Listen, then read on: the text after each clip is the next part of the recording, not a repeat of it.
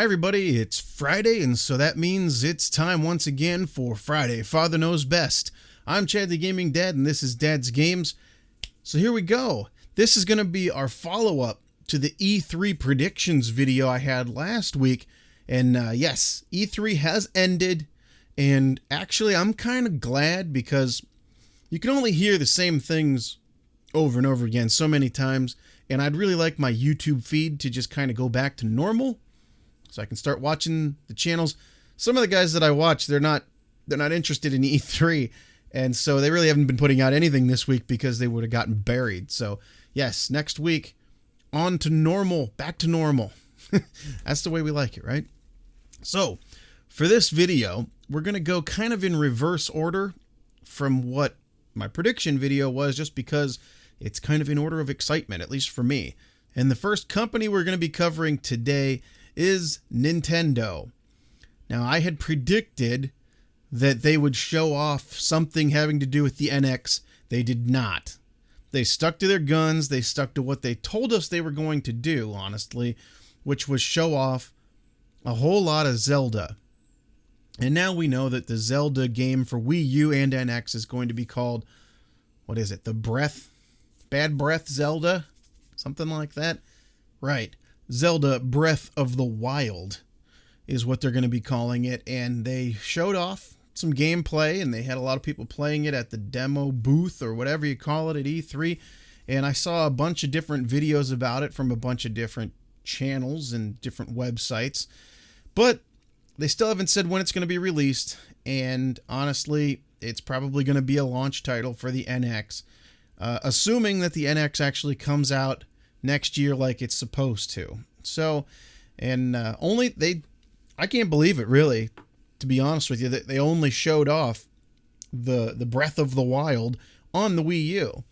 I really thought they were going to show something having to do with the NX, but they were tight-lipped about it, didn't talk anything about it.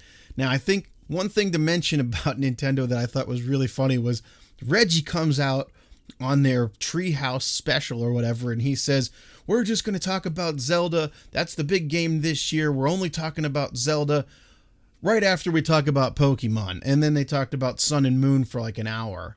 I like Pokemon, and there's nothing wrong with Pokemon, but man, seeing those three people sit back and forth and with the translator and everything, I had to tune out for a while. That was enough of that. And then I also had predicted something about Super Mario Sunshine HD. That was more of a wish than a prediction, and it remains a wish. There's nothing having to do with that. So Nintendo, you guys really showed us almost nothing other than what you said you were going to show us, which was the new Zelda game. But you still didn't tell us when it's coming out. We still know nothing about NX. Typical Nintendo. Wait a couple months, they'll probably have another Nintendo Direct, and they'll show us some stuff there. Whatever. Okay, now on to Microsoft. Okay, I didn't have a whole lot of predictions for Microsoft. I basically said that I thought they were going to show off some crossplay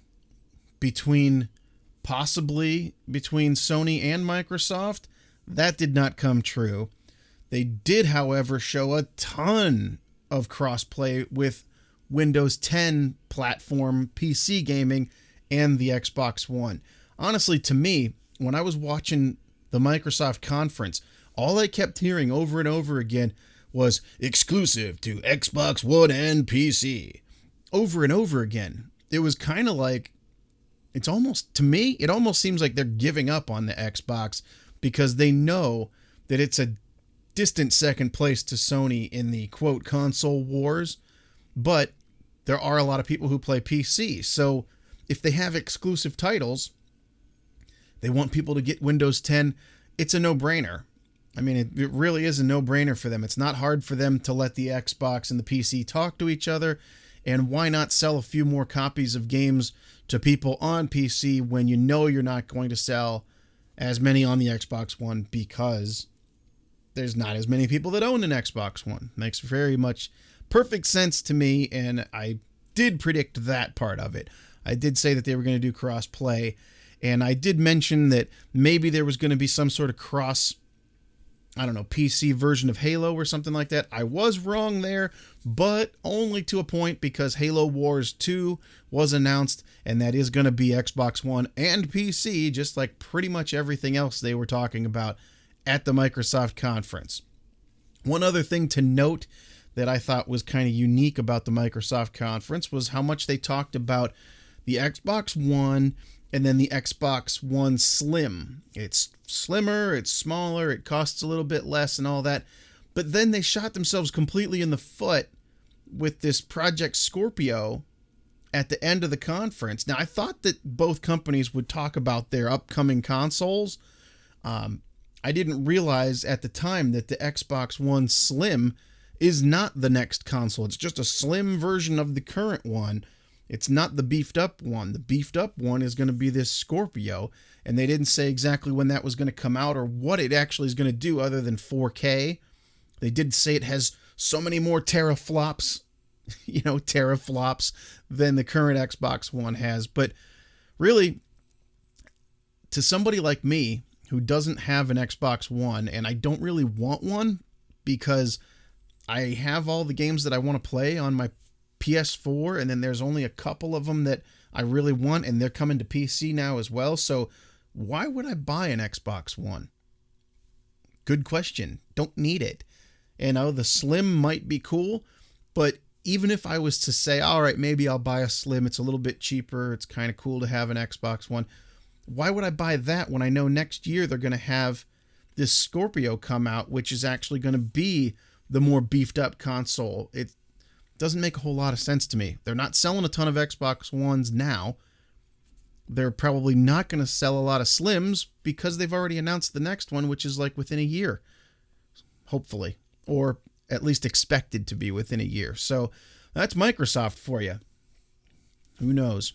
And the last company that I had predictions for was for Sony, and I totally got this one right. Crash Bandicoot is back. I called it. I said, Crash Bandicoot, we're going to have something to do with Crash. And not only are we going to have Crash in like a Skylanders game, I was really hoping that wasn't going to be it when they announced it, because I did hear a little something about that there was possibly some sort of Crash thing in Skylanders, the next Skylanders to come out. But they are going to be re-releasing the original PS1 Crash Bandicoot games, 1, 2, and 3, not just re-releasing them as a PS1 game on PS4, but they are going to be remastering, basically redoing those games. And for retro gamers and people like me and guys like you, everybody out there that have been playing these things for a long time, I remember playing the PS1 in college and thinking it was the coolest thing ever. And yes, I played a ton of all of the Crash Bandicoot games. Now they just need to do a remaster of Crash Team Racing, CTR, and I'll be a happy guy. I really like that one too. But I will absolutely buy and play the Crash Bandicoot games as they come out. So, the other prediction I made about Sony had something to do with hopefully getting some support for external hard drives. I don't believe we heard anything about that, so that prediction was completely wrong. So, as far as my predictions go, I was kind of right on Microsoft, at least on half of it. I was not right at all on Nintendo, and I got Crash Bandicoot right on Sony. So, not a great average, but man, the things about E3 that I got the most excited about, and not just because I have a PS4, it's not just that I'm a Sony fanboy, because believe me, back when it was PS2 versus Xbox and GameCube, I liked my Xbox and GameCube way more than the PS2. Just did. But then when it came to the 360 and how much of a failure that system was, how many times it broke and how many times I had to replace it, once I finally got a PS3, I was on board with Sony. And then this generation, just go forward. The PS4 has all the games on it that I want to play. So I was so excited watching the Sony conference because not only did they show us game after game after game after game, all these things, there's really nothing on their show that I didn't want to play, that I didn't want to buy. I mean, starting off with God of War, I don't know. I think they're just going to call it God of War. I don't know if it has a subtitle, but it's God of War going into Norse mythology, and he's got a kid with him now and everything. That looked really cool. And the other one, honestly, I would have to say the most unique game that I've seen out of the entire E3 as far as a AAA game goes is Horizon Zero Dawn.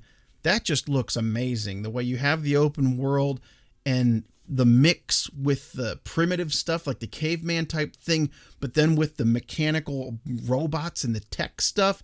I've never seen anything like that. And that looks like it's going to be super cool.